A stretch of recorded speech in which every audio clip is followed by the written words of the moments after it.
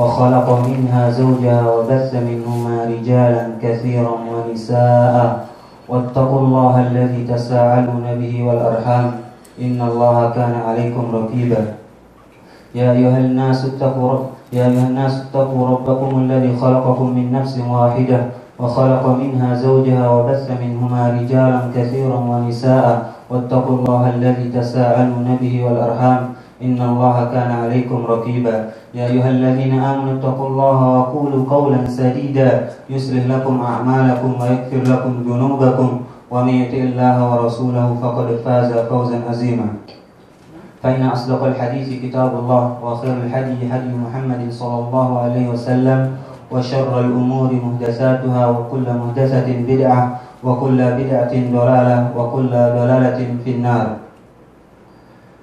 Ikhwan rahimani wa rahimakumullah, azzanillah wa iyyakum. Marilah kita panjatkan puja-puji syukur kita kehadirat Allah Subhanahu wa taala yang telah memberikan kita nikmat yang begitu banyak, yang mana tidak ada seorang hamba yang bisa menghitungnya, sebagaimana Allah Subhanahu wa taala berfirman, wa in ta'uddu ni'matallahi la tuhsuha, dan jika kalian menghitung nikmat-nikmat Allah, niscaya kalian tidak akan mampu menghitungnya. Dan firman-Nya, fadhkuruni azkurkum washkuruni wala takfurun, maka ingatlah kalian kepadaku, niscaya aku akan ingat juga kepada kalian, dan bersyukurlah terhadap nikmat-nikmat yang aku berikan, dan jangan kalian kufur terhadap nikmat yang saya berikan. Kemudian juga jika kita mensyukuri nikmat yang Allah berikan kepada kita, maka Allah akan menambah nikmatnya. Allah Subhanahu wa taala berfirman, la in syakartum la azidannakum wa la in kafartum inna azabi lasyadid. Dan jika kalian bersyukur padaku, niscaya akan aku tambah nikmatku, dan jika kalian kufur, tidak mensyukuri nikmat yang aku berikan, sungguhnya azabku sangat pedih. Oleh karena itu, marilah kita sama-sama bersyukur kepada Allah atas segala limpahan rahmat dan karunia-Nya, sehingga pada pagi hari ini di tempat yang mulia, di majelis ilmu, kita dipertemukan dalam rangka untuk melanjutkan kajian yang mana sebelumnya diisi oleh Ustaz Nurdin, namun karena beliau berhalangan, insyaallah pada pagi hari ini saya berusaha untuk mencoba untuk bisa menguraikan apa yang ada di kitab. Duduknya saya tentunya di depan atau di hadapan para bapak sekalian, bukan berarti saya yang bukan berarti saya yang lebih baik ya, daripada bapak sekalian.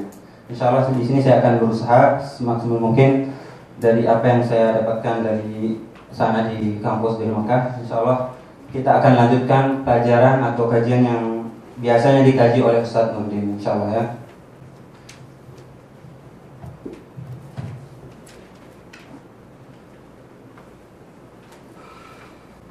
Kita sudah sampai mana kemarin? Bisa ada yang halaman 68.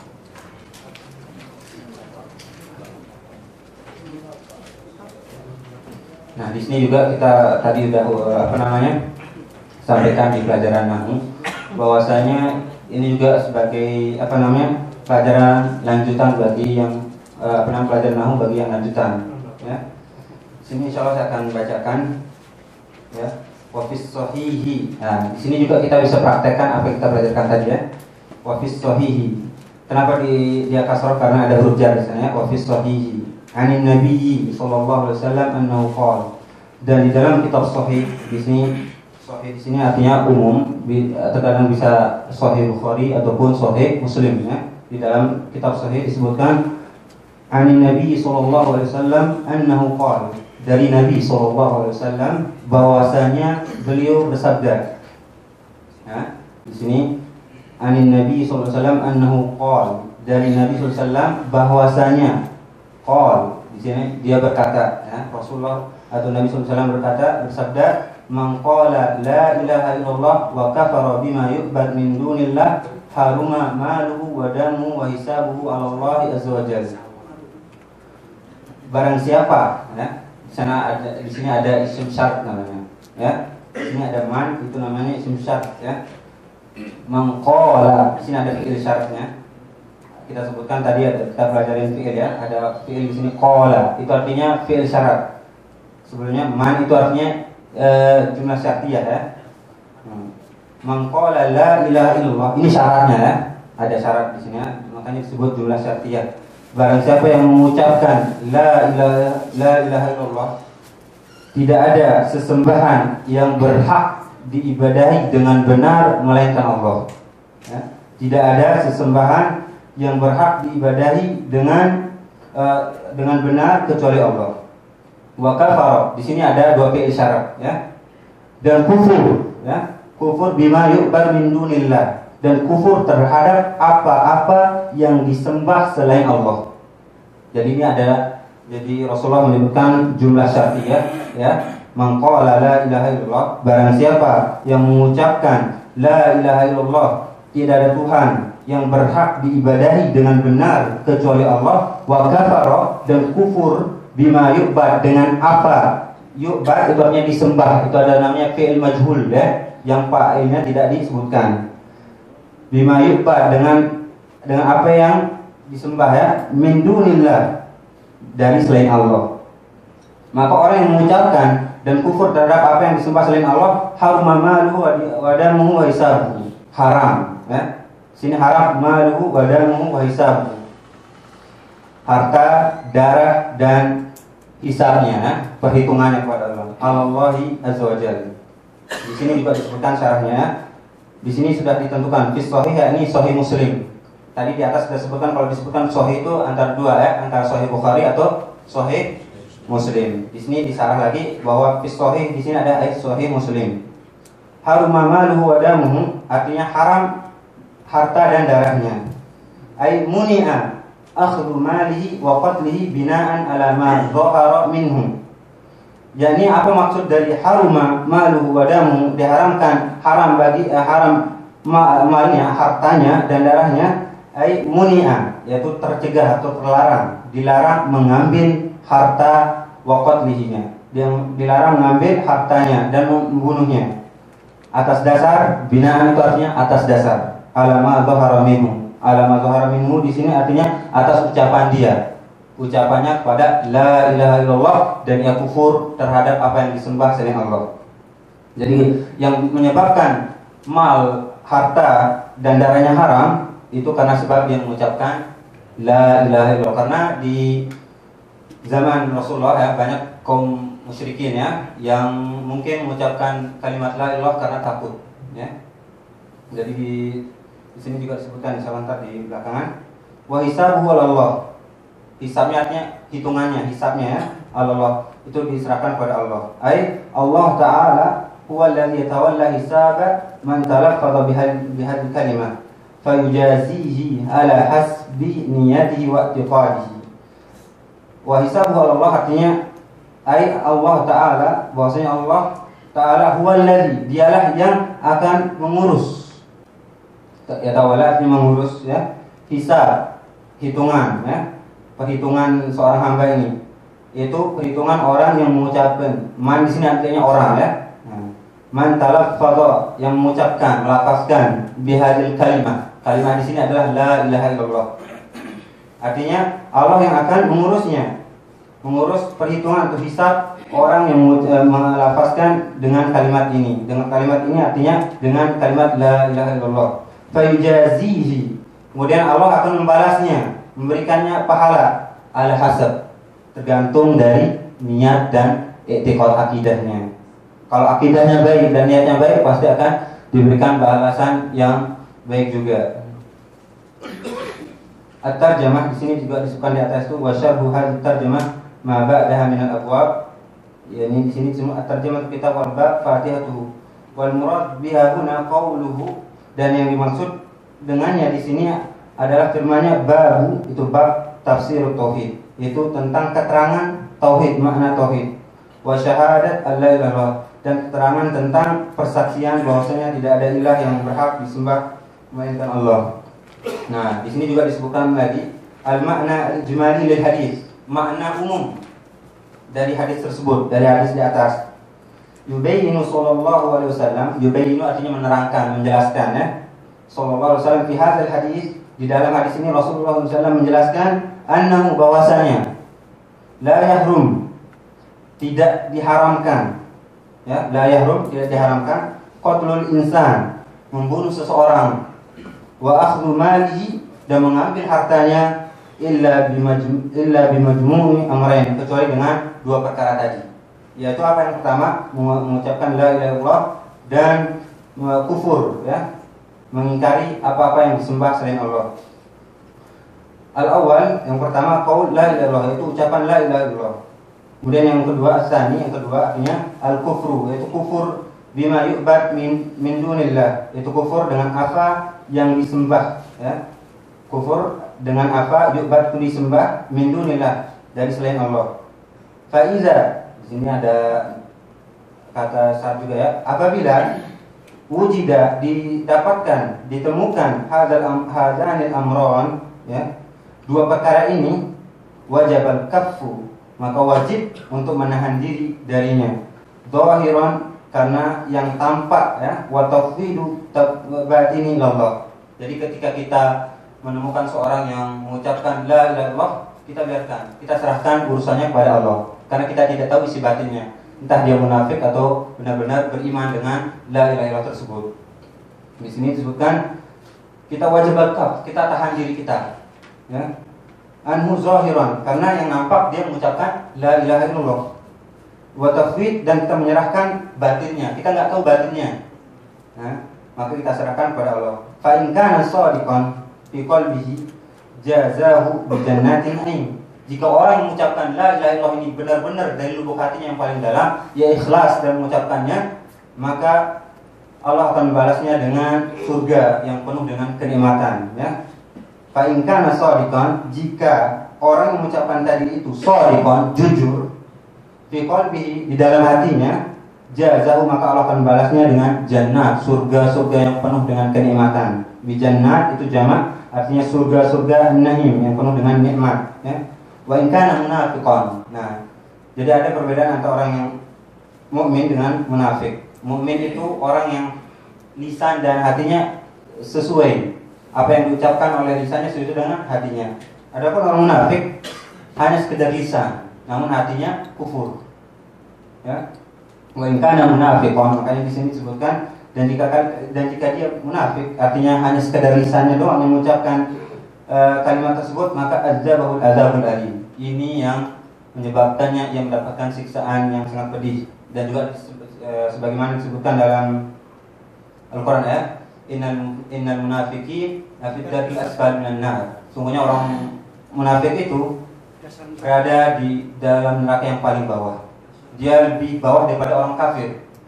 Kalau orang kafir, dia jelas kafir.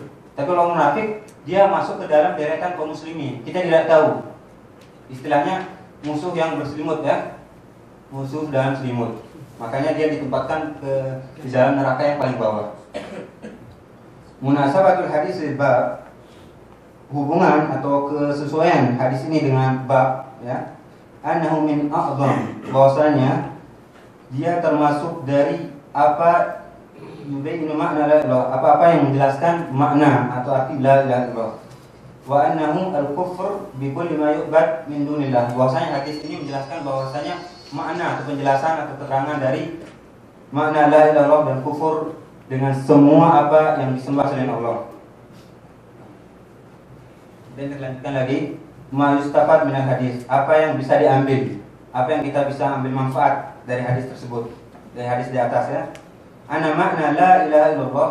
Jadi di sini disebutkan bahwasanya makna hakikat atau makna dari la ilaha illallah adalah huwal kufra bima yu'bad min dunillah minal asnam wal qubur wa ghairiha, yaitu kita kufur dengan apa yang disembah selain Allah, dari selain Allah, dari patung-patung dan kuburan, wa ghairiha, dan selain dari patung dan kuburan tersebut.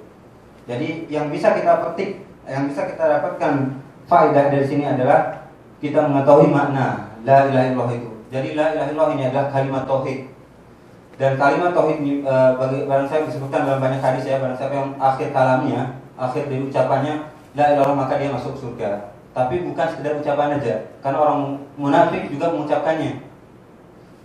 Diucapkan dan diketahui rukun dan tuntutannya apa. La ilaha illallah yang berarti la ma'budu bihaqqin illallah. Itu arti aslinya, hakikatnya. Tidak ada sesembahan yang berhak diibadahi dengan benar kecuali Allah. Itu artinya la ilaha illallah. Dan kalimat ini mempunyai rukun, ya, 2 rukun. Rukun yang pertama ada namanya nafiu, ya. Nafiu itu artinya meniadakan apa yang disembah selain Allah. Itu di kalimat la ilaha, tiada ada Tuhan selain, tiada Tuhan. Artinya di sana tersimpan satu rukun, itu rukun nafiu namanya, artinya meniadakan semua yang disembah selain Allah. Kemudian ada rukun yang kedua, ada namanya al-isbat, ya. Al-isbat itu artinya menetapkan ubudiyah, bahwasanya peribadatan itu hanya diserahkan kepada Allah. Dan kalimat la ilaha ini juga mempunyai syarat, ya. Sebagaimana amal-amal yang lain mempunyai syarat dan rukun, dia juga mempunyai syarat dan rukun. Cuma di sini enggak disebutkannya, kita tambah syarat dari la ilaha itu kumpul ada 7, ya. Pertama, dia harus ikhlas. Jadi dia benar-benar ikhlas mengucapkan la ilaha illallah, bukan karena paksaan ataupun karena ingin mendapatkan apa-apa, ya. Ikhlas. Kemudian dia jujur dalam mengucapkannya. Ikhlas di sini yang pertama itu adalah yang menafikan, yang meniadakan riya, ya, meniadakan syirik. Kemudian kita jujur dalam mengucapkannya. Kemudian kita cinta terhadap kalimat ini. Kemudian terus kita tunduk dan patuh dengan tuntutan makna dari kalimat tauhid ini. Dan juga kalau kita bayangkan, kita buka kitab-kitab para ulama, banyak kita temukan tentang keutamaan orang yang bertauhid. Karena disebutkan bahwasanya semua manusia itu akan celaka kecuali mereka orang yang berilmu. Dan orang berilmu ini juga akan celaka juga. Disebabkan kenapa? Karena tidak mengamalkan ilmunya. Jadi semua manusia akan celaka kecuali mereka yang mengamalkan ilmunya. Dan orang yang mengamalkan ilmunya akan celaka juga, ya. Orang yang mengamalkan ilmunya akan celaka juga kecuali mereka orang yang mengamalkan ilmunya dengan ikhlas. Dan orang yang mengamalkan ilmunya dengan ikhlas, dia akan celaka juga kecuali mereka yang mengamalkan ilmunya dengan ikhlas sesuai dengan tuntutan atau contoh yang diajarkan oleh Rasulullah. Dan mereka yang mengamalkan ilmunya dengan ikhlas sesuai dengan contoh dan tuntunan Rasulullah akan celaka juga. Nah, ini akan menjadi pertanyaan. Kenapa? Karena mereka tidak bertauhid. Karena kita harus tahu bahwa syarat ibadah itu ada 2 secara khusus, dan secara umum dia ada 3. Secara khusus ada 2. Ibadah apapun yang kita lakukan itu harus terpenuhi 2 syarat. Entah kita sholat, puasa, zakat, sedekah, kita baca Al-Quran, ibadah-ibadah yang lainnya. Pertama kita harus tahu ibadah itu apa dulu. Yang disebut ibadah secara bahasa itu artinya merendahkan diri. Adapun secara syar'i disebutkan oleh Syekhul Islam Ibnu Taimiyah, kullu atau ismun jami' li kulli ma yuhibbullah wa yardah min al-aqwal wal a'mal adh-dhahira wal batinah. Yaitu setiap apa yang dicintai dan diridhai oleh Allah, baik ya perbuatan maupun ucapan, nampak maupun tidak nampak, itu disebut ibadah. Dan ibadah ini dia harus terpenuhi dengan 2 syarat. Jadi percuma kalau kita ibadah belasan tahun, puluhan tahun, namun kita tidak penuhi atau mewujudkan 2 syarat tersebut. Makanya disebutkan dalam suatu hadis, inna rajula yusalluna 60 aman fala yuqbal. Sungguhnya orang itu sholat 60 tahun tapi tidak terima amalnya. Kenapa? Karena tidak sesuai dengan contoh yang diajarkan oleh Rasulullah. Jadi percuma. Makanya perlu kita tahu apa itu ibadah, apa itu syarat diterimanya ibadah. Kita sebutkan tadi syarat diterimanya ibadah secara khusus itu ada 2. Itu pertama ikhlas. Apapun ibadah yang kita lakukan kita harus ikhlas. Jangan kita mengharapkan pujian atau bagian dari dunia. Artinya kita benar-benar ikhlas. Kita melakukan sholat benar-benar karena lillah dan mengharapkan pahalanya.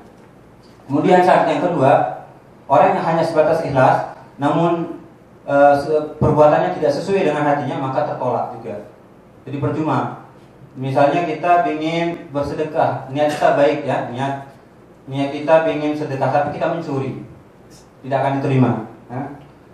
Jadi amal itu yang kita kerjakan itu harus terpenuhi 2 syarat tersebut, ikhlas dan mutaba'ah. Mutaba'ah itu artinya mengikuti jejak, mengikuti contoh.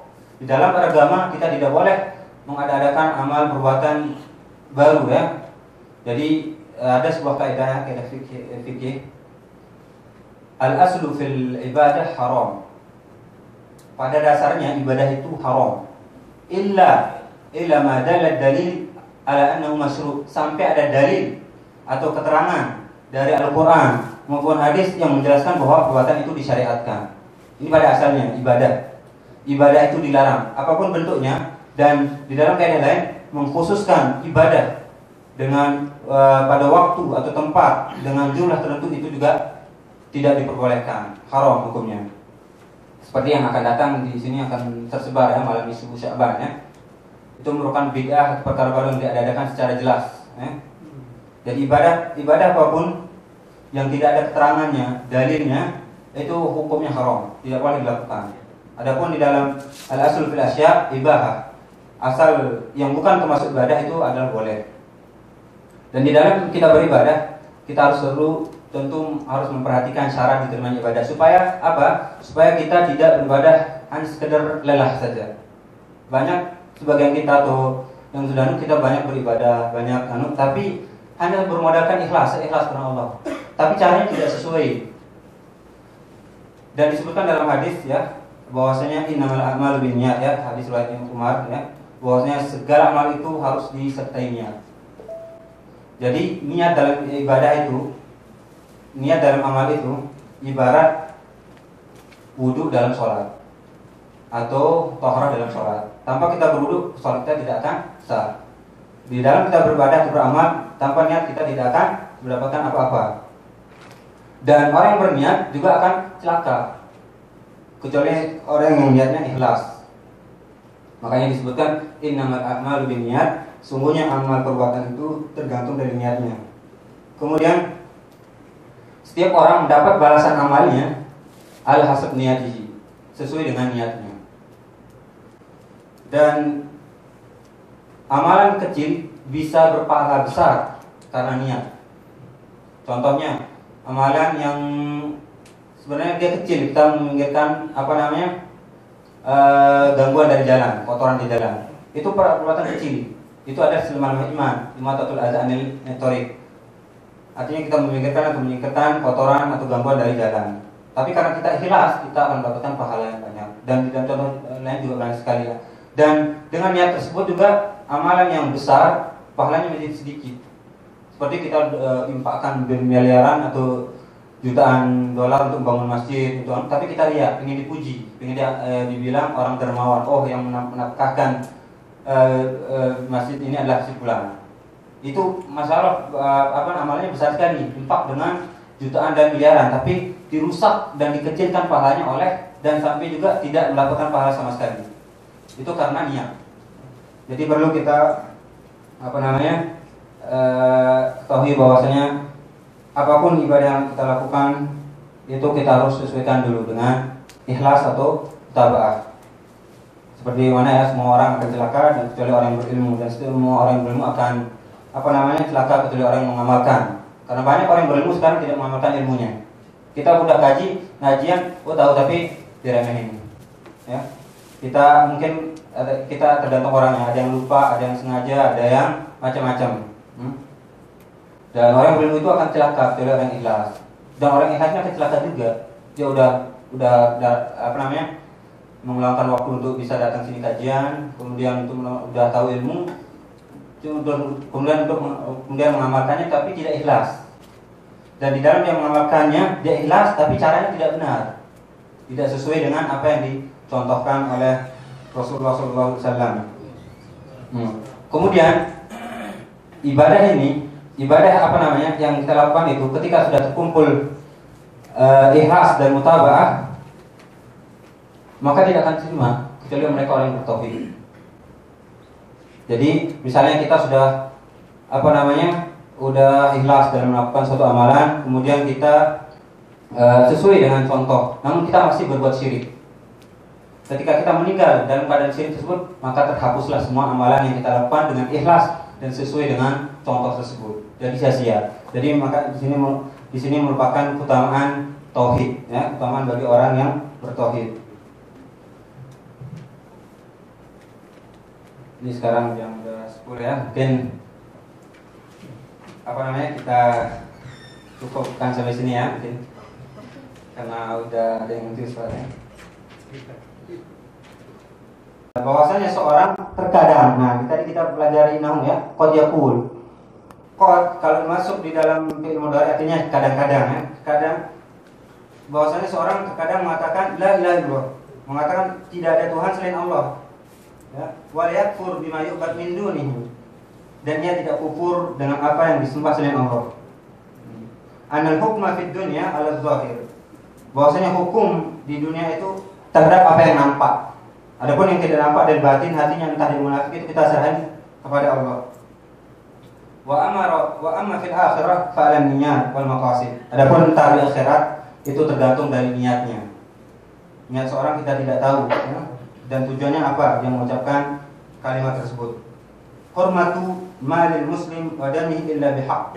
Haramnya mengambil harta seorang muslim dan menghalalkan darahnya kecuali dengan cara yang hak, ya, kecuali dengan cara yang benar. Yaitu ketika misalnya dia udah muslim, namun dia kufur murtad, maka halal baginya darah dan hartanya.